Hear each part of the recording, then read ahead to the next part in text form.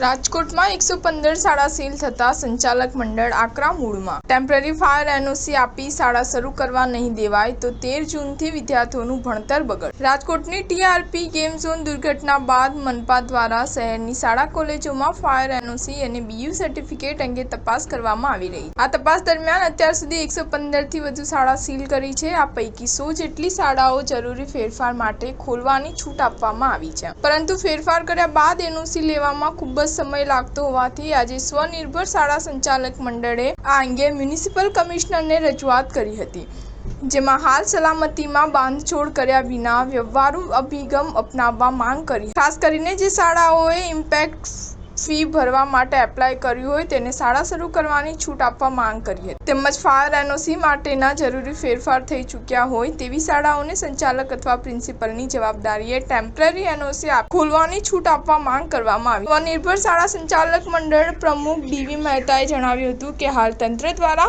Fire NOC અને BU સર્ટિફિકેટની તપાસ કરવામાં આવી રહી છે, જે ખરેખર સારી બાબત છે। અમે પણ સલામી સાથે કોઈ બાંધછોડ કરવા માંગતા નથી, પરંતુ આ માટે થોડો વ્યવહારુ અભિગમ અપનાવવામાં આવે તે પણ જરૂરી છે। સ્ટાર ન્યૂઝ 7 હંમેશા સચ્ચાઈની